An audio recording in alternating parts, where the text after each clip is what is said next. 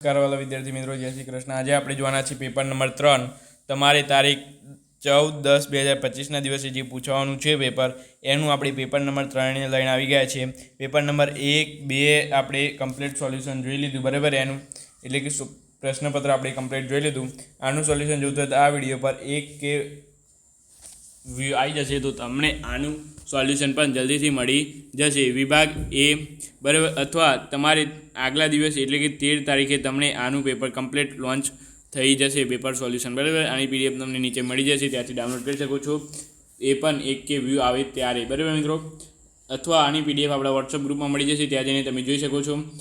અહીં તમને છે નીચેના 1 થી 24 પ્રશ્નો અહીંયા તમને માગે મુજબ આપ્યા છે। અહીં તમારે પહેલાં જોઈ લે ચેપ્ટર કયા છે, તો 1, 2, 3, 4, 5, 8, 9, 10, 11, 15, 16, 17, બરાબર। ટોટલ 80 માર્ક્સનું પેપર છે। 3 કલાક સમય રહેશે। વિદ્યાપત દ્વારા સંચાલિત દ્વારા આપણે કઢાયેલું છે પેપર, બરાબર।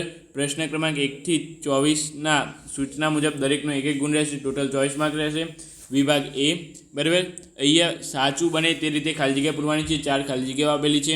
અહીં પ્રથમ ખાલી જગ્યા છે ભારતના પ્રથમ ઉપગ્રહનું નામ ખાલી જગ્યા રાખવામાં આવ્યું હતું। બીજી ખાલી જગ્યા છે ભારતમાં ખાલી જગ્યાના દશકામાં કૃષિ ક્ષેત્રે હળિયાળી ક્રાંતિ સર્જાઈ, બરાબર। આઈએમપી સર જોઈ લેજો। ત્રીજો છે યંત્રો અને ઓજારો એ ઉત્પાદનનું ખાલી જગ્યા સાધન છે। ચોથી ખાલી જગ્યા છે નીચે આપેલ ખાલી જગ્યા પ્રવૃત્તિ એ માધ્યમિક ક્ષેત્રની પ્રવૃત્તિ છે। આ 4 વિદ્યાર્થી મિત્રો તમારી જોઈ લેવાની છે, બરાબર। ત્યાર પછી 5મો ક્વેશ્ચન એ તમારે વિકલ્પો છે।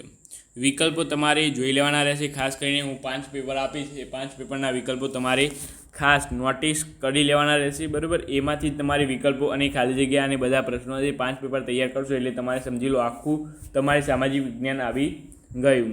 તો અહીં છે ગુજરાતની નાટ્યકલામાં કોનું નામ મોખરે ગણાય છે? 4 વિકલ્પ આપેલા છે, બરાબર। જયશંકર સુંદરી, જસવંત ઠાકર, અસાઈ ઠાકર, ઉપેન્દ્ર ત્રિવેદી, બરાબર। ત્યાર પછી તમારે છે ગુજરાતના ખાલી જગ્યા ખાતે સૂર્ય મંદિર આવેલું છે। આ તો તમને પણ આવડતું હશે, મોઢેરા ખાતે, બરાબર। પ્રાચીન ભારતનું સૌથી મોટું અને બેજોડ મંદિર કયું છે? બરાબર, આ તમારે જોવાના રહેશે। આનો જવાબ તમને મળી જશે, પરંતુ તમારે આના પર જલ્દીથી વ્યૂ લાવવાના છે, બરાબર। કારણ કે આપણે આગળ પણ તમારા મિત્રોને શેર કરો એટલા માટે આપણે વ્યૂની કંઈ પડી નથી, પરંતુ તમારા મિત્રોને શેર કરો એટલે એમને પણ ખબર પડે કે આવા પેપર યુટ્યુબ ચેનલ પર અપલોડ થાય છે અને એમાંથી પૂછાય છે, બરાબર। તો અહીંયા છે નિયમાંકિત બાબતને ધ્યાનમાં રાખીને જમીનના પ્રકાર જણાવવાના છે, બરાબર। તો અહીં તમને આપેલા છે જમીનના પ્રકાર। તો અહીં પહેલો છે કે આ જમીન ફેરિક ઓક્સાઇડની હાજરીને કારણે લાલ રંગની છે। જમીન ઊંડી જતાં પીળા રંગની ફેરવાઈ જાય છે। આ જમીન ચૂનો, કાંકરા અને કાર્બોનેટ મળી આવતા નથી, બરાબર। આ જમીન કઈ છે? ત્યાર પછી 9મું છે ઉત્પાદનમાં ઉપયોગી બનતા માનવસર્જિત સાધનોને શું કહે છે? બરાબર। 10મો ક્વેશ્ચન છે તમારે યોગ્ય જોડકા જોડો। સુંદરવન જૈવ આરક્ષિત ક્ષેત્ર છે, પંચમઢી જૈવ આરક્ષિત ક્ષેત્ર, કાજીરંગા રાષ્ટ્રીય ઉદ્યાન। અહીંયા 4 તમને ઓપ્શન આપેલા છે, એ તમારે જે હોય એ તમારે લખવાના છે। ફરીથી પાછું યોગ્ય જોડકા જોડો। તો અહીં તમારે છે તલ, અડદ, તુવેર, બરાબર। આમાંથી તમારે 4 ઓપ્શન આપેલા છે, એમાંથી જોઈને તમારે લખવાના રહેશે। ત્યાર પછી અહીંયા છે નીચે આપેલ પ્રશ્નોના માગ્યા મુજબ ઉત્તર આપો। તો કયા ક્ષેત્રોમાં નહેરો દ્વારા સિંચાઈ વધુ થાય છે? વિશ્વ બેંકના 2010ના અહેવાલમાં ભારતમાં ગરીબીનું પ્રમાણ અને જનસંખ્યા કેટલી હતી? ડિસેમ્બર 2012 સુધીમાં ભારત અને ગુજરાતમાં કેટલા રોજગાર વિનિમય કેન્દ્રોમાં નોંધાયા હતા? વિશ્વમાં કયા દેશોમાં મિશ્ર અર્થતંત્રની પદ્ધતિ જોવા મળી છે? કઈ પદ્ધતિમાં ઉત્પાદન સાધનોની માલિકી રાજ્ય સરકારની હોય છે? બરાબર। તો આ રીતે તમારે કંઈ જોવાનું છે। પછી નીચેના પ્રશ્નના માગ્યા મુજબ તમારે જવાબ આપવાના રહેશે, બરાબર। સંસ્કૃતિનો અર્થ સાથે કઈ બાબત સુસંગત નથી? અહીં વિકલ્પ આપેલો છે એક। પછી જોડકા જોડો તાનારીના મહોત્સવ વડનગર, બરાબર। આઈએમપી મિત્રો આ જોડકામાં પૂછાશે, બરાબર। તાનારીના મહોત્સવ એટલે માટે મિત્રો અહીં તમને એક અલગથી તમને આપેલું છે આઈએમપી તમારે આ જોડકું જોઈ લેવાનું છે. તાનારીરા મહોત્સવ વડનગર. પ્રાચીન ભારતનું અજોડ મંદિર કયું છે? સ્થાપત્ય એટલે શું? હિન્દી ભાષાની મુખ્ય બોલીઓ કઈ હતી? પછી ખરા ખોટા તમારે એ જોવાના છે.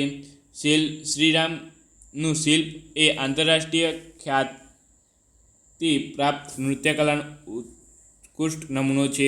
ખાનગીકરણના પરિણામે આર્થિક સત્તાનું કેન્દ્રીકરણ થયું છે, જેનાથી ઈજાશાહીને વેગ મળ્યો છે, એટલે કે ઈજાશાહીનો વેગ મળ્યો છે. ટકાઉ વિકાસ પર્યાવરણીય સંસાધનની કાયમી જાળવણી પર ભાર મૂક્યો છે. બરાબર. ત્યાર પછી તમારે વિભાગ બી મોસ્ટ આઈએમપી છે મિત્રો. બરાબર, એટલે ખાસ કરીને જોઈ લેજો. અહીં તમારે પહેલો પ્રશ્ન છે કે સંગીતના રત્નાકરનો પરિચય આપો. બરાબર. પછી બીજો પણ આઈએમપી છે કે સ્તંભાલેખ એટલે શું? ભારતમાં આવા સ્તંભાલેખો ક્યાં ક્યાં આવેલા છે? અજુર્વેદ વિશે માહિતી આપો. એ પણ આઈએમપી છે. નીચેના શબ્દોને સ્વરૂપે લખો. તો અહીં પહેલાં તમને આપેલું છે એકલ સંસાધન, પછી તમને આપેલું છે સંસાધન, પછી તમને આપેલું છે જમીનનું ધોવાણ. બરાબર, પહેલું અને ત્રીજું મોસ્ટ આઈએમપી છે. ત્યાર પછી જોઈએ તો ભારતના જળપ્લાવિત ક્ષેત્રમાં તમને નાનો પ્રશ્ન છે. બરાબર, કેવો છે? નાનો પ્રશ્ન તમારે અહીંયા આપેલો છે, પરંતુ મોસ્ટ આઈએમપી છે મિત્રો. ત્યાર પછી બહુહેતુક યોજનાઓ દરેક પેપરમાં તમને 100% કે 99% તો જોવા મળશે જ. આ બરાબર. ખાનગીકરણના ગેરલાભો, આ પણ આઈએમપી છે મિત્રો. બરાબર. ત્યાર પછી છે ભારત સરકારે ઉદારીકરણનો અન્વય કયા સુધારા અપનાવ્યા? આ તમારે મોસ્ટ આઈએમપી કહી શકાય નહીં, પરંતુ તમારે પૂછાવાની સંભાવના ખરી કે ભારત સરકારે ઉદારીકરણના અન્વય કયા સુધારા અપનાવ્યા? વિકાસશીલ દેશોમાં દ્વિમુખી અર્થતંત્ર તમારે વિકાસશીલ દેશોમાં દ્વિમુખી અર્થતંત્ર પ્રવર્તે સમજાવો. આવી જશે, યાદ રાખજો. વિભાગ સીમાં તમારે કોઈ પણ મિત્રો 6 પ્રશ્નો લખવાના હશે. બરાબર, 9 પ્રશ્નો હશે આઈ થિંક. એમાંથી કોઈ પણ 6 લખવાના હશે. તો આપણે દરેક પેપરમાં 6 પ્રશ્નો આપીએ છીએ, ઓપ્શન આપતા નથી. બરાબર, કારણ કે 5 પ્રશ્નપત્ર આપેલા છે આપણે. કેટલા? અને એક પ્રશ્નપત્ર તમારે 14 તારીખે લોન્ચ થશે જવાબ સાથે, સવારે સૂર્યોદય સેક્શન. બરાબર, એટલે કે સવારમાં તમારે પેપર આવવા જશો એ પહેલાં. બરાબર. તો અહીં પહેલો છે ભારતની એક કલા તરીકે માટીકલાનો પરિચય આપો. માટીકલા, ચર્મકલા, તમારી ચર્મકલા જોઈ લેવાની છે ખાસ કરીને. આ તો તમને દરેક પેપરમાં ચર્મકલા આપીએ તો પછી પેપર તમને કહેવાય જ નહીં. આપણે સૂર્યોદય સેક્શન તમારે જોઈ લેવાનું રહેશે ખાસ કરીને. પછી વલ્લભી વિદ્યાપીઠ, નાલંદા વિદ્યાપીઠ, તક્ષશિલા એ તમારી જોઈ લેવાની છે. આ 3 જે છે એ જોઈ લેવાની છે. પછી તમારી છે પડખાઉ જમીન અને લેટેલાઇટ જમીન વિશે જોવાનું છે. ભારતમાંથી લુપ્ત થતા રહેલ વન્યજીવો વિશે માહિતી આપો. ભારતમાં સિંચાઈની આવશ્યકતા વિશે સમજૂતી આપો. સામ્રાજ્યવાદી પદ્ધતિનો ઉદ્ભવ અને તેના લાભો જણાવો. બરાબર મિત્રો.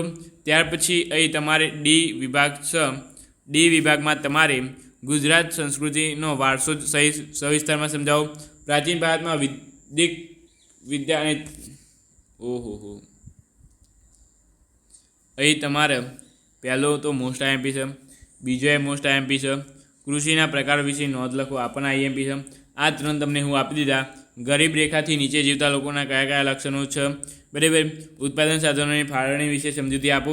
5 મોસ્ટ આઈએમપી છે મિત્રો, એટલે તમારે તૈયાર કરી લેવાની છે. આની પીડીએફ તમને આપણા વોટ્સઅપ ગ્રુપમાં મળી જશે. તો અત્યારે જ વોટ્સઅપ ગ્રુપમાં જોડાઈ જાઓ. નીચે લિંક છે. બરાબર, અથવા લિંક ના હોય તો આપણા યુટ્યુબ ચેનલમાં આપણી લિંક મૂકેલી જ છે વોટ્સઅપ ગ્રુપની. ત્યાં જઈને તમે જોઈ શકો છો યુટ્યુબ ચેનલના ડિસ્કનરીમાં. બરાબર, ત્યાં જઈને યુટ્યુબ ચેનલની જે ડિસ્ક્રિપ્શન છે ત્યાં લિંક આપેલી મૂકેલી જ છે. ઇન્સ્ટાગ્રામની પણ છે, ત્યાં જઈને ફોલો કરી દો. બરાબર, તો આપણે મળીશું નવા વિડીયો સાથે. Thank you so much. Video જોવા બદલ તમારો ખૂબ ખૂબ આભાર. જય શ્રી કૃષ્ણ.